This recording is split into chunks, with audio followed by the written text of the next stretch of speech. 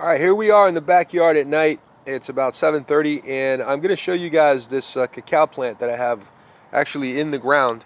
And it's interesting because this is the cacao tree that I grafted another variety to it, because this tree hardly produced anything. It never produced any pods. And the minute I threatened with chopping it down, after the graft began to develop here, I said, okay, tree, if you don't give me any fruit, we're going to chop you down. And amazingly, I don't think that had anything to do with it, but if trees could listen, it was listening that day, because you could see the amazing number of fruit that it's producing. 1, 2, 3, 4, 5, 6, 7. And this guy has like that yellow one there, but that's normal. That does happen. But it's doing really, really well in terms of, it looks like it's going to hold on to all these pods. Now, this part that you see here is the part that I grafted, because I honestly thought this tree was a dud. So if you look over here real close, I don't know if you can see it at this point. You might be able to see it. Let me see if I can show you guys. Sorry about the lighting. But there is a grafted point right here where I grafted it. And it's getting to the point you can hardly even see it anymore.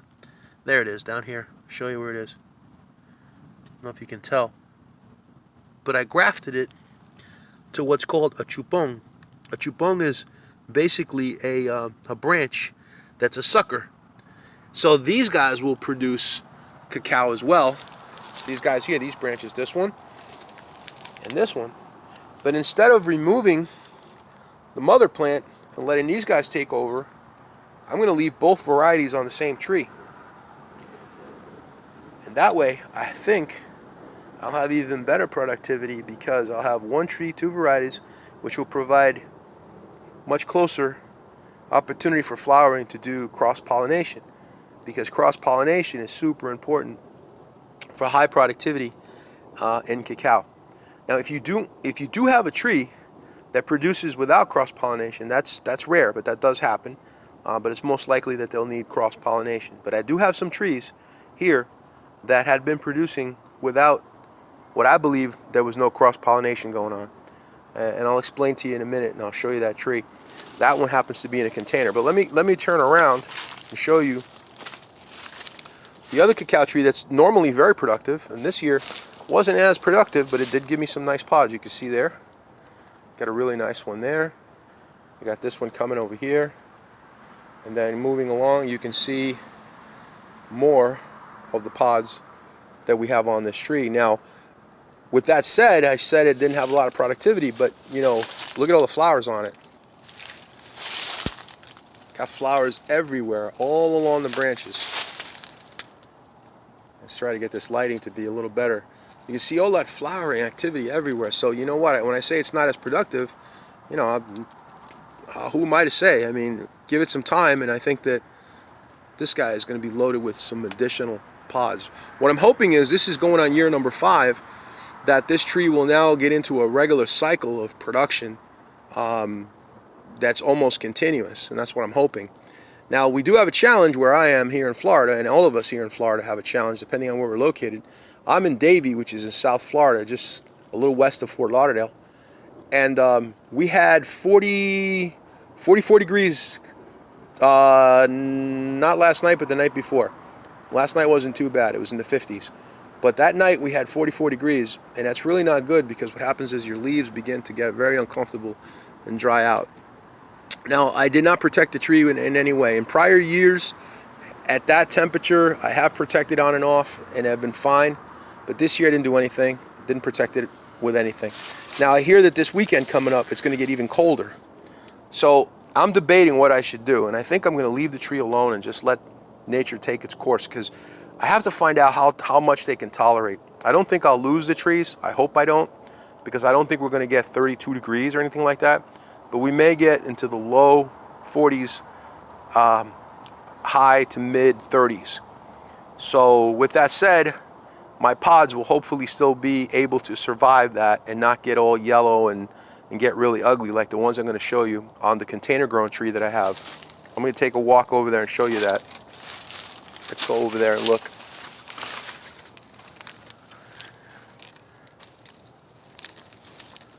Let's go take a look at that one over there.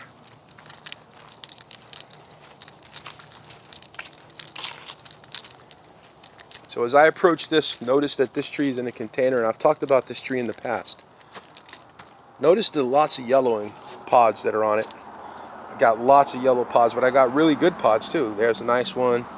Actually, there's 3 of them right here. There's 3 pods right here in the center of that. You can see 3 pods right here. There's another pod right here towards the back.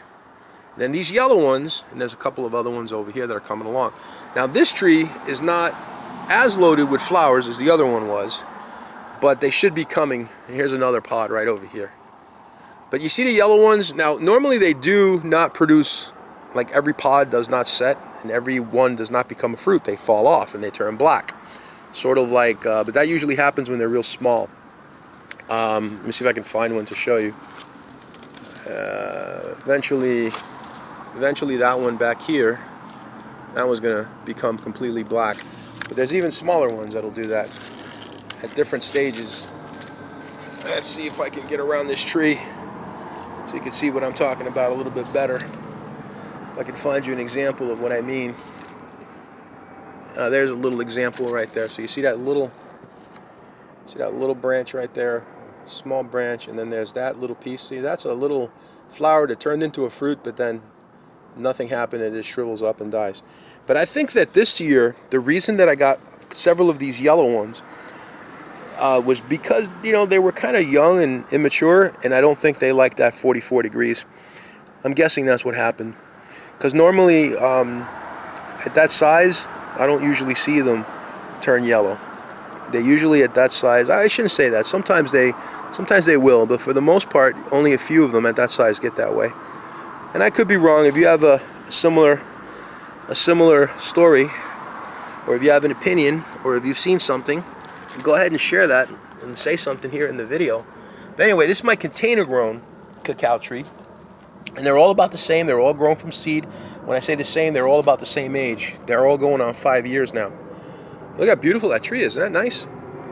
You can see that it's growing here very nicely. It's under the canopy of a bunch of areca palms on one side, and there's a papaya tree on the other side, and then there's this concrete wall, which actually is a good thing because it protects the tree probably a little bit when it gets cold, because it holds on to the heat and probably radiates some of that heat back to the tree.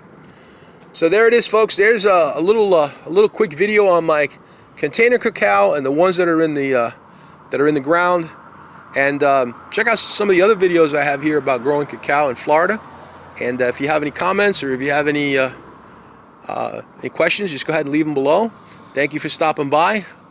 Appreciate you guys, and we'll try to bring you more videos soon. Have a great night. Take care, everybody.